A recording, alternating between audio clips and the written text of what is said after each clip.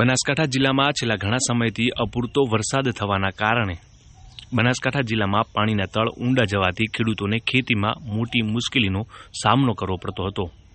પરંતુ છેલ્લા 3 વર્ષથી જળ સંચય અભિયાન દ્વારા બનાસકાંઠા જિલ્લામાં વરસાદી પાણીનો સંગ્રહ કરી બોર રિચાર્જ અભિયાન હાથ ધરાયું હતું, જેમાં લક્ષ્મીપુરા ગામના તમામ ખેડૂતોએ વરસાદી પાણી સંગ્રહ કરી જૂના બંધ પડેલા બોર રિચાર્જ કરવાનું અભિયાન કર્યું હતું।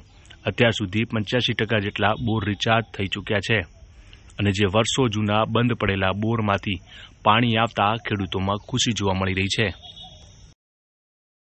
મારું નામ શંકરભાઈ પુરખાજી જાટ, ગામ લક્ષ્મીપુરાનો વતની છું।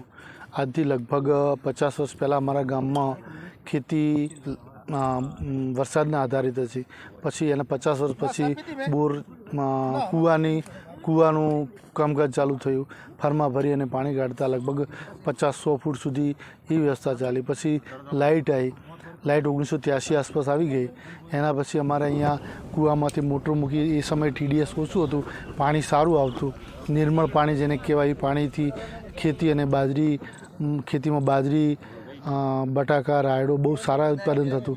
ધીરે ધીરે જેમ અમે ઊંડા ઉતરતા ગયા 400 ફૂટે ગયા, ત્યાં અમારા લાઇટ બિલમાં પણ વધારો થવા માંડ્યો, કારણ કે ઊંડાથી જેટલું ઊંડાણથી અમે પાણી બહાર કાઢીએ એટલું અમને નુકસાન વધારે થાય।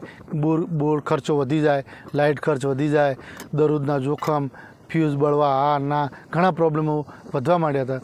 પછી અમે એનાથી વધુ જેમ ઊંડા ઉતરતા ગયા એમ મોટરો પણ 15થી 25 હોર્સ પાવરની લીધી, 25થી 40ની હોર્સ પાવર લીધી।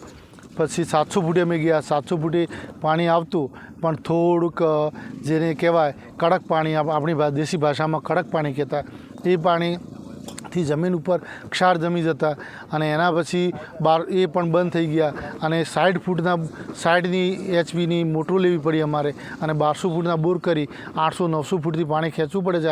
હાલ લગભગ આજથી 4 વર્ષ પહેલાં અમારે ઉનાળામાં દર વર્ષે 2-3 કોલમ મૂકવી જ પડતી અને છેલ્લા આજે 3-4 વર્ષથી અમારે જે જળ અભિયાન થ્રુ જે આ લોકોએ સાથ સહકાર આપી અમને અને આ પાણી બોર રિચાર્જ કરવાનું કામ ચાલુ કર્યું, એના પછી અમારા ખેતરોમાં પાણી પણ સારું રહે છે અને પાણી અમને સારું મળે છે, જેને કહેવાય કે TDS ઓછું રહે છે, એટલે કે ક્ષાર ઓછા રહે છે અને અમારી જમીન પણ ક્ષારવિહીન લગભગ થવા લાગી છે।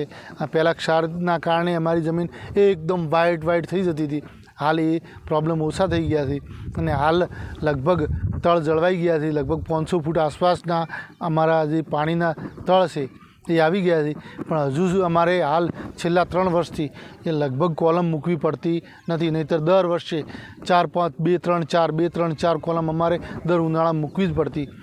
છેલ્લા 3 વર્ષ પહેલાં અમારા ગામમાં લગભગ જે 700 ફૂટના બોર હતા, 700-800 ફૂટના સંપૂર્ણ બોર બંધ થઈ ગયા હતા અને એના પછી અમે લોકોએ 1200 ફૂટના બોર કર્યા। 1200 ફૂટના બોરમાં અમને બહુ નુકસાન થતું હતું અને હાલ બોર રિચાર્જ કરવાથી અમને લોકોને જે પાણી સારું મળે છે અને મોટરો પણ ઊંચી લઈ અને કોલમો પણ કાઢી અને સારી ગુણવત્તાવાળું જે કહેવાય એ અમને પાણી મળે છે અને આ પાણીથી જે અમને બહુ ખેતીમાં ફાયદો થાય છે અને જો છેલ્લા 3 વર્ષથી થાય છે એવું અમે પહેલાં જો 5 વર્ષ પહેલાં કર્યું હોત તો અમને બહુ ફાયદો થોત અને હાલ પણ અમારા ગામમાં 85% બોર રિચાર્જ થઈ ગયા છે।